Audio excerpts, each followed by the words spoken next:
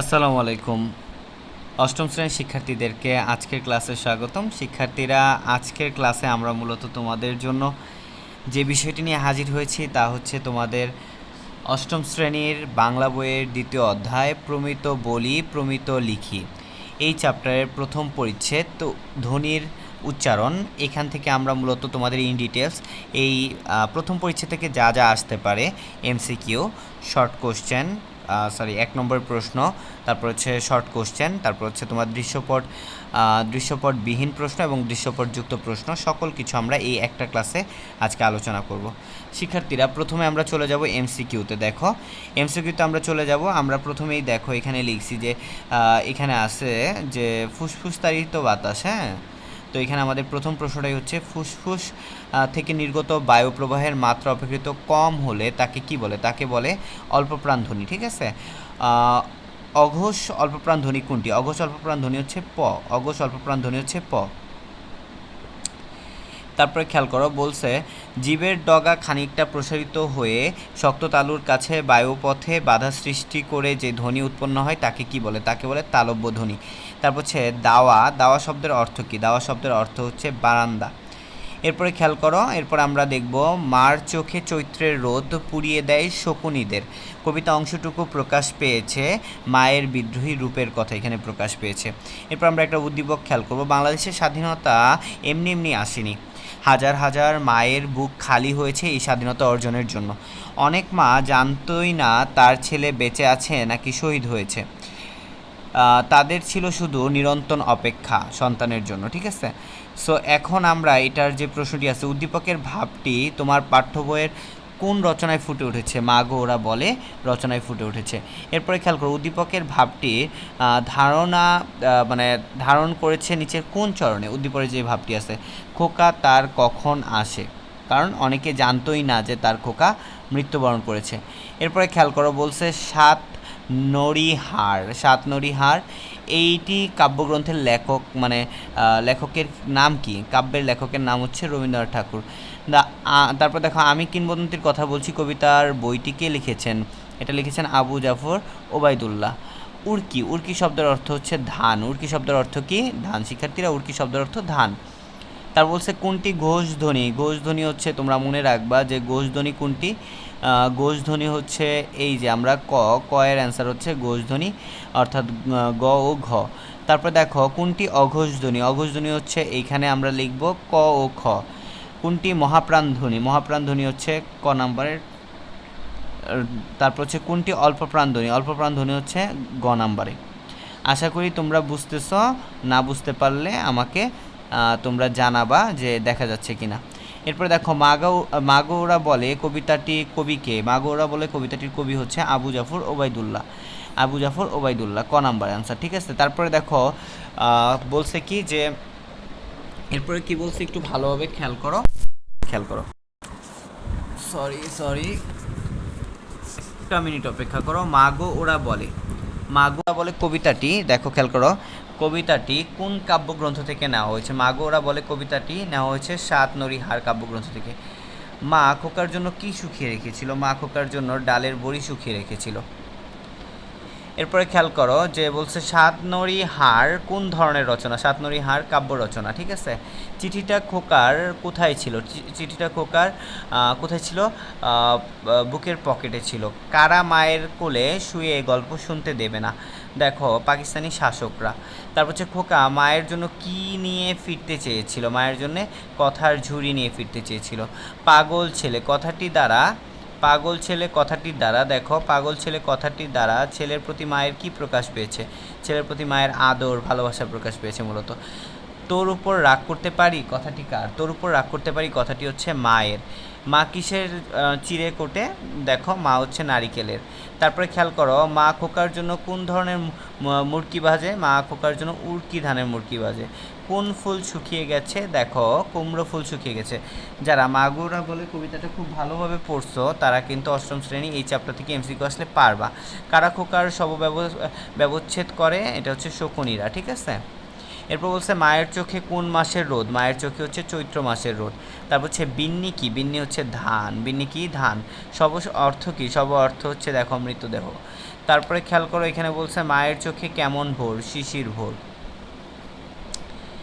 এরপরে আমরা আমাদের এখান থেকেই আরেকটা প্রশ্ন দেখো, মাগো ওরা বলে কবিতা কোন বিষয়ের উপর ভিত্তি করে রচনা করা হয়েছে?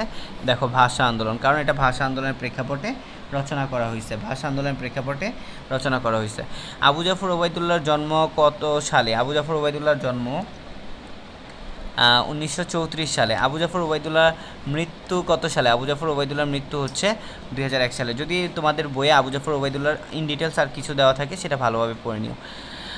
রাখাইল্লা রয়ে গেল নাও ঘুরাও উক্তিটির ভাষায় কোন রীতি ব্যবহৃত হয়েছে? এটা অবশ্যই তোমাদের মনে রাখতে হবে আঞ্চলিক রীতি।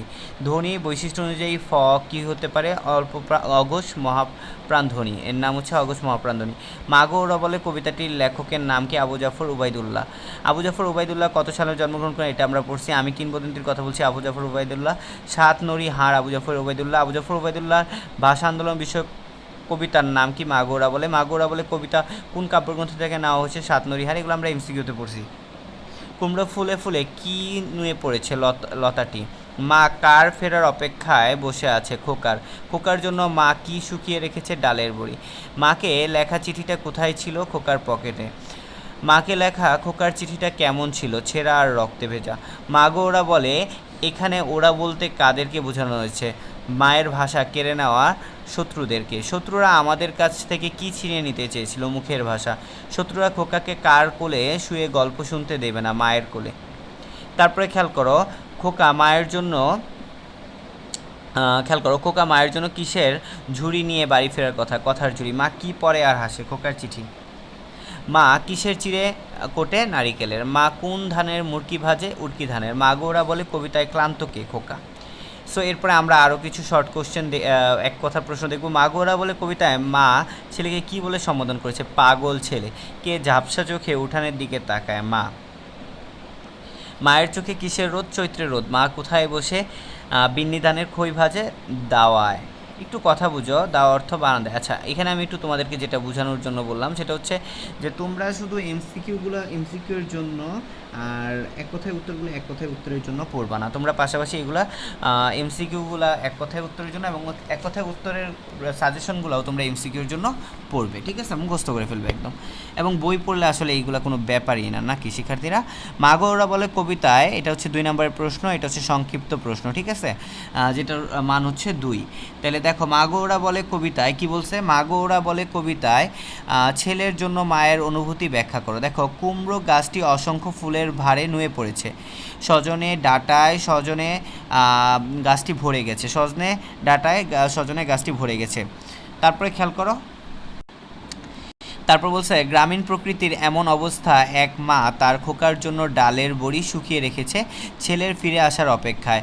মায়ের মন জানতে চায় তার খোকা কবে ছুটি হবে, কবে বাড়ি ফিরবে। এটা হচ্ছে একটা প্রশ্ন ছিল আমাদের, সেই প্রশ্নের অ্যান্সার হচ্ছে এটা, ঠিক আছে? আমরা যে প্রশ্নটা করতেছিলাম সেই প্রশ্নের অ্যান্সার হচ্ছে এই যেটা। এবার খেয়াল করো, আমরা 2 নম্বর প্রশ্নটা দেখব। 2 নম্বর প্রশ্নে বলছে সবার কথা, ঠিক আছে, সবার কথা কেড়ে নেবে বলতে কবি কি বুঝিয়েছেন? সবার কথা কেড়ে নেবে বলতে কবি পাকিস্তানি শাসক গোষ্ঠী কর্তৃক বাংলাদেশের মানুষের প্রাণের ভাষা বাংলাকে কেড়ে নেওয়ার কথা বলা হয়েছে। 56% মানুষের ভাষা বাংলা হওয়া সত্ত্বেও তারা উর্দু ভাষা চাপিয়ে দিতে চেয়েছিল। প্রশ্নোক্ত পঙ্গুক্তটি দ্বারা এই বিষয়টি নির্দেশ করেছে। তো এটা 2 এর জন্য এভাবে তোমরা লিখে দিবা, ঠিক আছে? তারপর বলছে মাগো ওরা বলে কবিতায় বাংলা ভাষার প্রতি কবির কী ধরনের চিন্তা বা আবেগ প্রকাশ পেয়েছে? কবিতায় কবির একদিকে যেমন মাতৃভাষার প্রতি প্রবল ভালোবাসা প্রকাশ পেয়েছে, ঠিক তেমনি অন্যদিকে ভাষা রক্ষার জন্য তিনি চিন্তিত এবং উৎকণ্ঠিত হয়ে পড়েছেন। তারপরে দেখো মাগো ওরা বলে কবিতায় কী ধরনের চিন্তা ও আবেগ প্রকাশ পেয়েছে? ছেলে কবে ফিরে আসবে এটা নিয়ে মায়ের চিন্তা ও উৎকণ্ঠার শেষ নেই। ছেলে ফিরে এলে মায়ের কোলে শুয়ে গল্প শুনবে। ছেলের প্রতি মায়ের যেমন উৎকণ্ঠা প্রকাশ পেয়েছে, অন্যদিকে প্রকাশ পেয়েছে প্রবল ভালোবাসা। তারপরে দেখো নিচের প্রদত্ত স্তবকে কবি কি প্রকাশ করতে চেয়েছেন? নারিকেলের চিড়ে কোঠে, উড়কি ধানের মুরকি ভাজে, এটা সেটা আরও কত কিছু, এটার ব্যাখ্যা করতে হবে, ঠিক আছে? সো এটার ব্যাখ্যা হবে এরকম: প্রদত্ত স্তবকে কবি খোকার জন্য মায়ের অপেক্ষা ও আয়োজনের কথা প্রকাশ করতে চেয়েছেন। অনেক দিন হয়ে গেল খোকা বাড়ি আসেনি। খোকার বাড়ি ফেরা উপলক্ষে মা নারিকেলের চিড়ে, উড়কি ধানের মুড়কি আরও বাহারি রকমের খাবার আয়োজন করে। এখানে ছেলের প্রতি মায়ের ভালোবাসা, স্নেহ, মায়া, মমতা প্রকাশের পাশাপাশি আমাদের গ্রামীণ লোক সংস্কৃতি ফুটে উঠেছে। সো এভাবে লিখলে 2 কে দিবে না বলো? অবশ্যই তোমার শিক্ষক 2 দিবে। খুব সুন্দরভাবে সাজানো আছে অ্যান্সারগুলো। তারপরে খেয়াল করো, বলছে যে উচ্চারণ স্থান অনুযায়ী কী করতে বলছে? দেখো, উচ্চারণ স্থান অনুযায়ী ধ্বনিগুলো প্রকার লেখো। সো এখানে দেখো, কুমড়ো হচ্ছে কি? ক কণ্ঠ ব্যঞ্জন, ম হচ্ছে ওষ্ঠ ব্যঞ্জন, আর তারপর হচ্ছে র হচ্ছে মধ্যাহ্ন ব্যঞ্জন। ফুলের মধ্যে ফ হচ্ছে তোমার ওষ্ঠ ব্যঞ্জন, ল হচ্ছে দন্ত ব্যঞ্জন। তারপরে তোমরা দেখে নাও, ল হচ্ছে দন্ত ব্যঞ্জন, ত হচ্ছে দন্ত ব্যঞ্জন, ডাটার ভিতরে এটা হচ্ছে মধ্যাহ্ন ব্যঞ্জন, এটা হচ্ছে তোমার মূর্ধন্য ব্যঞ্জন। তারপরে গাছের ভিতরে এটা হচ্ছে তোমার কণ্ঠ ব্যঞ্জন, এটা হচ্ছে তালব্য ব্যঞ্জন। আশা করি বুঝতে পারছো। এবার দেখো 2 নাম্বার, নিচের কয়েকটি শব্দ দেওয়া হলো, শব্দের চিহ্নিত বর্ণগুলো উচ্চারণ করে এগুলোর বৈশিষ্ট্য যাচাই করো এবং ছকে লেখো। দেখো, এখানে আমরা কিছু প্রশ্ন দেখতে পারতেছি। শব্দ দেওয়া হলো, শব্দের চিহ্নিত বর্ণগুলো উচ্চারণ করতে বলছে। সজনে। এবার বর্গা জটা কি? বর্গা জটা হচ্ছে ঘোষ, অল্প প্রাণ। চিঠি, ঠ হচ্ছে অঘোষ মহাপ্রাণ। পকেট, প হচ্ছে অঘোষ অল্প প্রাণ। দ হচ্ছে ঘোষ অল্প প্রাণ। ঠিক আছে। আর লাস্টে আর 2টা আছে, ক হচ্ছে অঘোষ অল্প প্রাণ, ধ হচ্ছে ঘোষ মহাপ্রাণ ধ্বনি। আশা করি এই প্রশ্নটা বুঝতে পারছো। এইগুলো হচ্ছে তোমাদের বড় প্রশ্ন 5 নম্বরের জন্য। ঠিক একইভাবে এখানে বলছে নিচের কয়েকটি শব্দ দেওয়া হলো, শব্দগুলো চিহ্নিত করে উচ্চারণ দেখো। উচ্চারণ কোন বাক প্রত্যঙ্গ ব্যবহৃত হচ্ছে সেটা লেখো। ঝাপসার মধ্যে প এর জন্য ওষ্ঠ ব্যবহৃত হয়েছে, ছ এর জন্য তালু ব্যবহৃত হয়েছে, ধ এর জন্য দন্তান্ন ব্যবহৃত হয়েছে, ব এর জন্য ওষ্ঠ ব্যবহৃত হয়েছে, খ এর জন্য তোমার কণ্ঠ ব্যবহৃত হয়েছে, দ এর জন্য দন্ত ব্যবহৃত হয়েছে। নিচে কয়েকটি শব্দ দেওয়া হলো, উচ্চারণ স্থান অনুযায়ী কোন প্রকার ধ্বনি তা ছকে দেখাও। দেখো, এখানে শব্দ ফুল, ধান, লতা, কথা, শিশির, চিঠি। তাহলে এই জায়গায় কোনটা কি তোমরা একটু আগে আমরা দেখেছি সেরকম তোমরা একটু দেখাই দিবা। আশা করি এটা তোমরা বুঝতে পারছো। এবার আমরা একটা রচনামূলক প্রশ্ন দেখে এই অধ্যায়টা শেষ করব, এই চ্যাপ্টারটা শেষ করব। দেখো, একটা দৃশ্যপট নির্ভর প্রশ্ন আমরা এই চ্যাপ্টার থেকে দেখব। তাহলে কি? দেখো, আশুয়ারা দেখলো তার বড় বোন অনবদ্য মুখের সামনে কাগজের টুকরো ধরে বারবার বিভিন্ন বর্ণ উচ্চারণ করছে, আবার গলায় 2টি আঙ্গুল ধরে রেখে বিভিন্ন বর্ণ উচ্চারণ করছে। তৃতীয় শ্রেণীতে পড়া আশুয়ারা বিষয়টি বুঝতে না পেরে কী করলো? বোনকে জিজ্ঞাসা করলো, আপু তুমি কি করছো? অনবদ্য জানালো, শিশু একাডেমিতে তাদের আবৃত্তি ক্লাসে শিক্ষক বিভিন্ন ধ্বনি এভাবে উচ্চারণ করার অনুসরণ করতে বলেছেন।